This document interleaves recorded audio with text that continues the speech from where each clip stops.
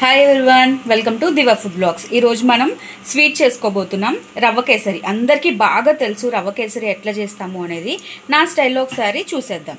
దీంట్లో నేను 1 cup of రవ్వ తీసుకుంటున్నాను. అండ్ అలాగే దానికి సేమ్ క్వాంటిటీతోని షుగర్ తీసుకోవాలి. అంటే స్వీట్ తక్కువగా తినాలి అనుకునే వాళ్ళు దీంట్లో కొంచెం క్వాంటిటీ తగ్గించుకోండి. లేదు నార్మల్గానే యావరేజ్గానే తినాలి అనుకున్న వాళ్ళు 1 కప్పు రవ్వకి 1 కప్పు షుగర్ అనేది యాడ్ చేసుకోవాలి. అండ్ అలాగే ఇలాచీ పౌడర్ ఉంటే ఇలాచీ పౌడర్, లేదంటే దంచి పెట్టుకోండి.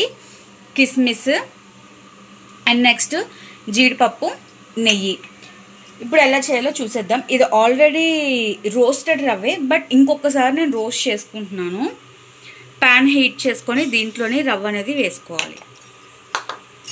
దీన్ని లో ఫ్లేమ్లో పెట్టుకొని మాత్రమే మనం రవ్వని మంచిగా అరోమా వచ్చే వరకు ఫ్రై చేసుకోవాలి.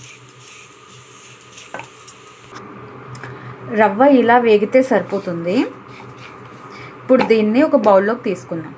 ఆల్రెడీ సేమ్ క్వాంటిటీతో షుగర్ తీసుకున్నాను కదా, అండ్ అలాగే ఈ రవ్వ కూడా ఇదే బౌల్లో మిక్స్ చేసుకుందాం. ఇప్పుడు ఈ రెండింటిని బాగా మిక్స్ చేసుకోవాలి.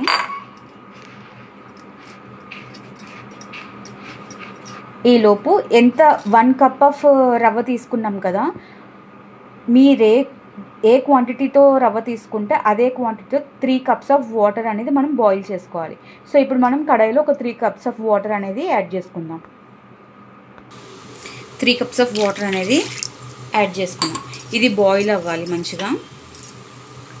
ఈలోపు రవ్వ అండ్ షుగర్ని మిక్స్ చేసుకుందాం ప్రాపర్గా.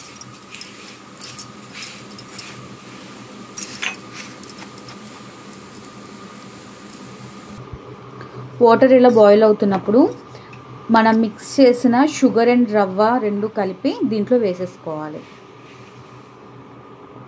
వేసుకొని మంచిగా బాయిల్ చేసుకోవాలి. వాటర్ అంతా కూడా ఎవాపరేట్ అయ్యే వరకు కూడా మంచిగా బాయిల్ చేసుకోవాలి.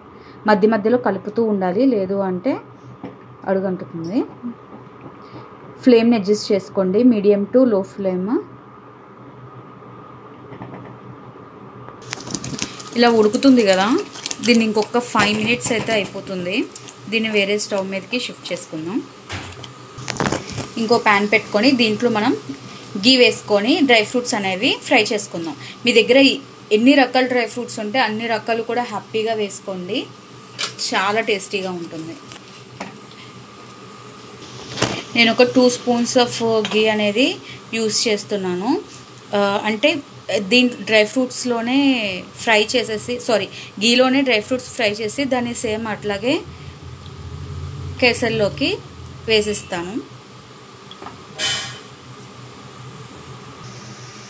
దంచుకున్న ఇలాచీ అనేది వేసి ఒకసారి మిక్స్ చేసుకోవాలి. గీ హీట్ అయింది కదా, దీంట్లోనే మన డ్రై ఫ్రూట్స్ అన్నీ కూడా ఫ్రై చేసుకోవాలి.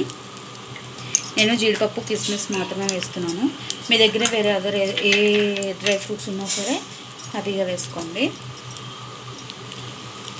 ఇది మంచిగా గోల్డెన్ బ్రౌన్ వచ్చేటట్టు ఫ్రై చేసుకోవాలి. డ్రై ఫ్రూట్స్ వేసేసుకున్నాను, గీ అండ్ డ్రై ఫ్రూట్స్ రెండు వేసేసుకున్నాను. దీన్ని బాగా మిక్స్ చేసుకోవాలి. అంతేనండి, చాలా ఈజీగా, సింపుల్గా, ఫాస్ట్గా అయిపోయే రవ్వ kesari ready. Thanks for watching. Please do like, share and subscribe my YouTube channel.